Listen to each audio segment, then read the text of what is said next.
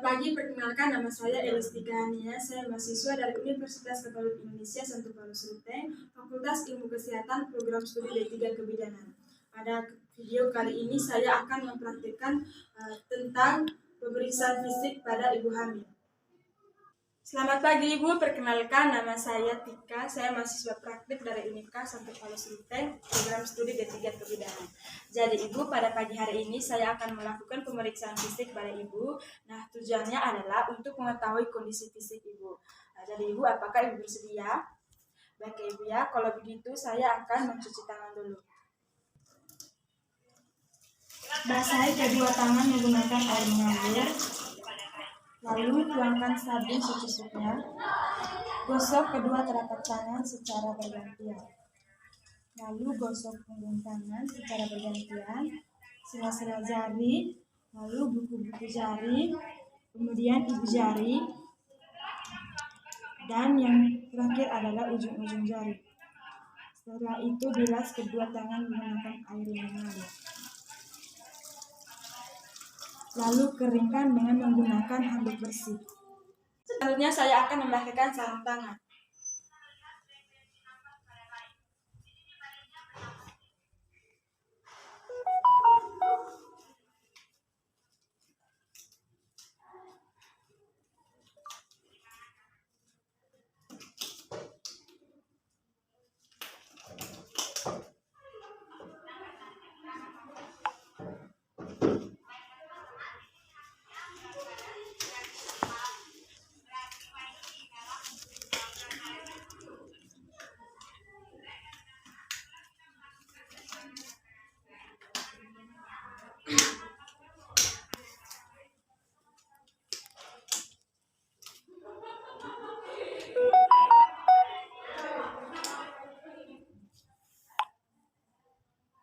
Baik, setelah menggunakan sarung tangan, saya akan menganjurkan Ibu untuk membuang air kecil supaya langkah pemeriksaan bisa berjalan dengan baik. Ibu, sebelum saya melakukan pemeriksaan pada Ibu, saya menganjurkan Ibu untuk buang air kecil dulu supaya nanti dalam proses pemeriksaannya bisa berjalan dengan baik. Baik Ibu ya. Langkah selanjutnya adalah mengatur posisi Ibu senyaman mungkin. Ibu, saya akan mengatur posisi Ibu supaya Ibu tetap merasa nyaman selama saya melakukan pemeriksaan. Baik Ibu, apakah Ibu merasa nyaman pada posisi yang sekarang? Baik Ibu ya, kalau begitu kita akan melakukan pemeriksaan yang pertama, yaitu pemeriksaan tinggi badan. Baik, tadi saya sudah melakukan pengukuran tinggi badan pada Ibu. Jadi tinggi badan pada Ibu ini adalah 160 cm. Selanjutnya saya akan melakukan pengukuran berat badan. Baik, berat badan pada Ibu adalah 50 kg. Baik, langkah selanjutnya yang akan saya lakukan adalah melakukan pengukuran lila pada Ibu. Permisi ya Ibu ya. Ibu, sebelum saya melakukan pengukuran lila, saya ingin bertanya dulu. Biasanya Ibu kalau bekerja sehari-hari itu menggunakan tangan yang mana? Tangan kanan Ibu. Baik Ibu, kalau begitu saya akan melakukan pengukuran lila di bagian kiri. Sekarang saya akan melakukan pengukuran lila pada Ibu. Permisi ya Bu ya.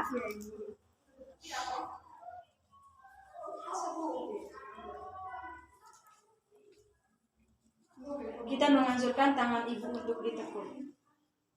Ibu tangannya ditekuk ya. Lalu hasilnya kita bagi dua. Panjangnya adalah 30 cm, lalu kita bagi dua.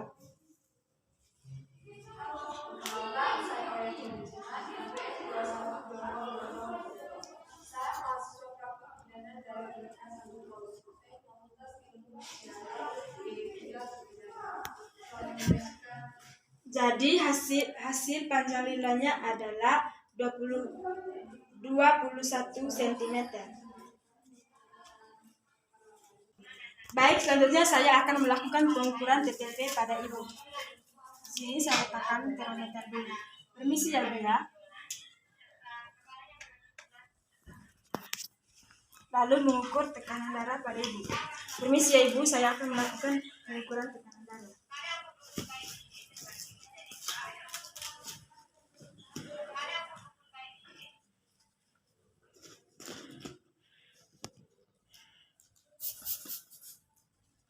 Baik Ibu, tekanan darah Ibu 120/80. Ini tekanan darah yang normal ya Bu ya. Dan suhu Ibu 36,5 derajat Celcius. Ini juga suhu yang normal Bu.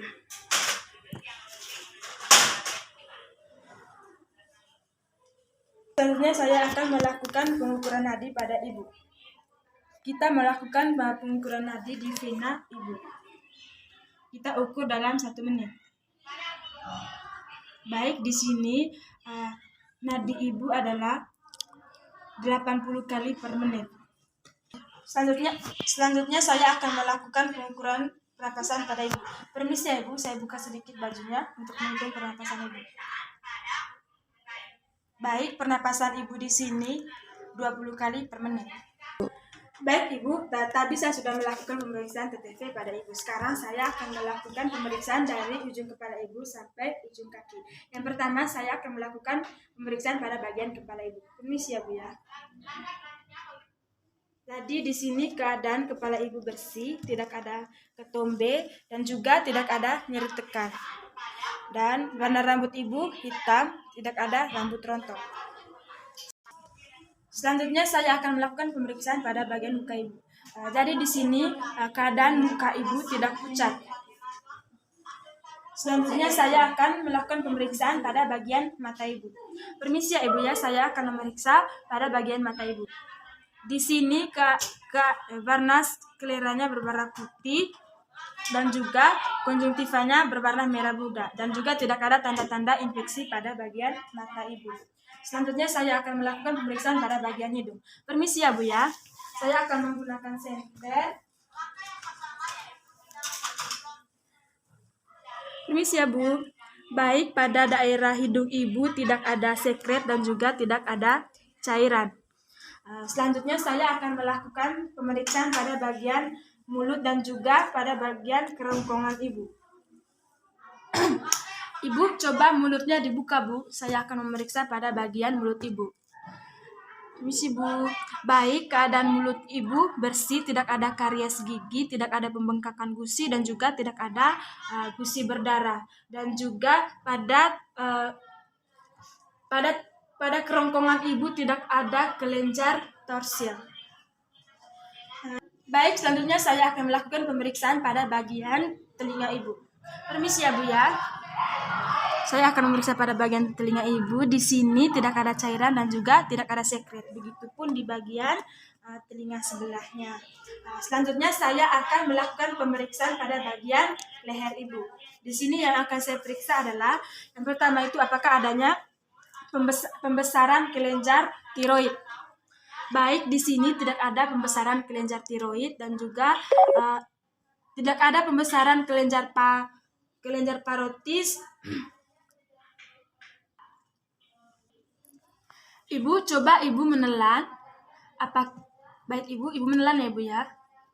Baik, di sini tidak ada pembesaran kelenjar tiroid dan juga tidak ada pembengkakan vena jugularis. Baik, selanjutnya saya akan melakukan pemeriksaan pada bagian dada Ibu. Ibu, selanjutnya saya akan memeriksa pada bagian dada Ibu. Saya buka ya bajunya. Ibu siap ya. Baik, pada bagian dada Ibu, kedua payudaranya simetris, tidak ada benjolan di kedua payudara, lalu puting susu menonjol dan ada sedikit cairan ASI yang keluar. Selanjutnya saya akan melakukan pemeriksaan pada bagian ketiak Ibu. Ibu, tangannya diangkat sedikit ya Bu ya. Kita melakukan palpasi di bagian ketiak Ibu. Jadi di sini tidak ada pembengkakan atau tidak ada benjolan. Ya. Baik, di sini saya akan melakukan pemeriksaan abdomen pada Ibu. Di sini bentuk abdomennya menonjol, tidak ada strie dan juga terdapat linea pada bagian tengah perut Ibu.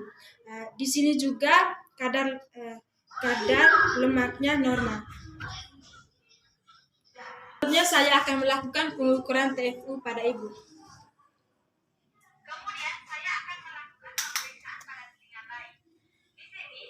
Jadi di sini cara kita melakukan pengukuran TFU pada Ibu adalah dengan menggunakan teknik buta. Kita letakkan ujung metlin di bagian atas fundus. Kemudian tarik sampai di bagian bawah di atas tepi simpisis. Selanjutnya kita membalikkan metodenya untuk melihat hasil. Jadi di sini tinggi fundusnya adalah 28. Baik, langkah selanjutnya adalah kita melakukan pemeriksaan Leopold. Yang pertama adalah baik, di sini saya akan melakukan pemeriksaan Leopold pada ibu. Yang pertama adalah pemeriksaan Leopold 1.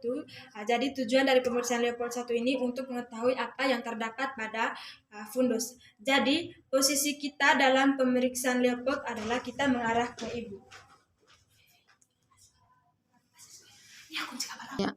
Lalu kita melakukan pemeriksaan Leopold 1. Baik, di sini yang teraba adalah di sini teraba lunak. Baik, di sini teraba lunak dan melenting, yang artinya di bagian fundus ini adalah bagian bokong bayi. Baik, selanjutnya saya akan melakukan pemeriksaan Leopold 2 yang tujuannya adalah untuk mengetahui apa yang berada di bagian sisi kanan dan bagian sisi kiri ibu. Baik, di sini yang pertama saya akan memeriksa pada bagian sisi kanan ibu.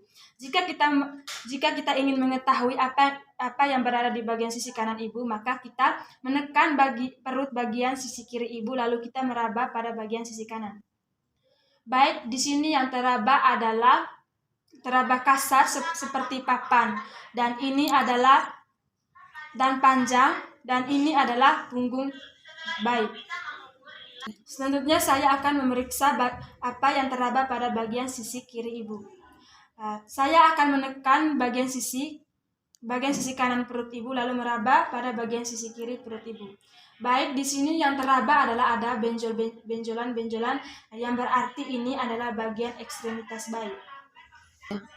Baik, selanjutnya saya akan melakukan pemeriksaan Leopold 3 untuk mengetahui apa yang berada pada bagian simpisis. Baik, di sini yang teraba adalah teraba keras dan tidak melenting, yang artinya adalah kepala bayi. Selanjutnya saya akan melakukan pemeriksaan Leopold 4 untuk mengetahui bagian terbawah janin. Di sini kita anjurkan ibu untuk meluruskan kakinya. Baik, ibu, kakinya diluruskan ya Bu ya. Baik, di sini saya akan melakukan pemeriksaan Leopold 4. Di sini posisi kita mengarah ke kaki ibu. Di sini tangan saya. Baik, di sini kita menilai jika tangan kita bersentuhan berarti kepala bayi belum memasuki pintu atas panggul, dan jika tangan kita bersentuhan berarti kepala bayi sudah memasuki pintu atas panggul. Baik, selanjutnya saya akan melakukan pemeriksaan pada bagian genitalia ibu dan juga pada bagian anus. Ibu, permisi ya ibu, kainnya saya angkat sedikit. Saya akan memeriksa pada bagian genitalia ibu. Yang kita lihat pada bagian genitalia ibu adalah kita melihat apakah ada perdarahan pervagina.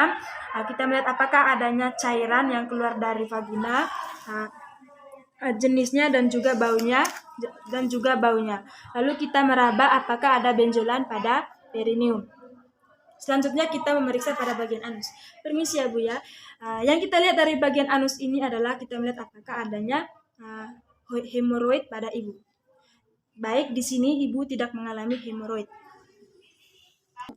Baik, selanjutnya kita akan memeriksa bagian ekstremitas ibu, yang pertama adalah pada tangan. Di sini tangan ibu simetris dan juga jumlah jarinya lengkap, yaitu pada setiap tangan ada 5 jari. Warnanya tidak pucat, kukunya tidak pucat, dan tidak ada varises. Selanjutnya saya akan memeriksa pada bagian kaki ibu. Kaki ibu juga bergerak dengan aktif, tidak ada varises pada kaki dan juga jari kakinya lengkap. Selanjutnya adalah saya akan melakukan pemeriksaan refleks Hammer. Baik, jika kita ingin memeriksa refleks Hammer pada ibu, kita menganjurkan ibu untuk duduk dan kakinya digantung dengan penunjuk. Lalu kita melakukan pengetukan di bagian kaki yang terlihat cekung. Wis ya, Bu ya. Nah, jika ada refleks dari Ibu, itu berarti Ibu tidak mengalami kelumpuhan. Baik Ibu, tadi saya sudah melakukan pemeriksaan fisik dari Ibu mulai dari ujung kepala sampai di ujung kaki. Jadi Ibu, keadaan fisik Ibu semuanya dalam batas normalnya Ibu, jadi Ibu tidak perlu khawatir. Selanjutnya adalah mengatur posisi Ibu senyaman mungkin. Ibu, saya akan mengatur kembali posisi Ibu supaya Ibu tetap merasa nyaman ya. Baik Ibu. Baik Ibu, sekian dari kegiatan kita pada hari ini. Terima kasih atas kerjasamanya Ibu ya. Baik Ibu. Setelah itu adalah melepaskan sarung tangan, lalu letakkan di bengkok, lalu merapikan kembali peralatan yang telah digunakan.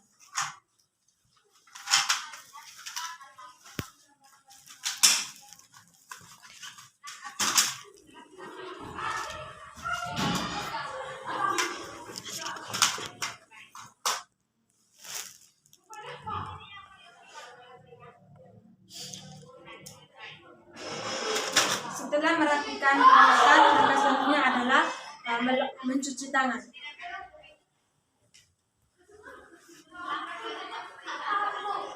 Basahi kedua tangan dengan air mengalir. Tuangkan sabun secukupnya, lalu gosok kedua telapak tangan secara bergantian, ujung tangan secara bergantian, lalu sela-sela jari, ibu jari, lalu ujung-ujung jari, lalu bilas kembali menggunakan air yang mengalir, lalu lap menggunakan handuk yang bersih.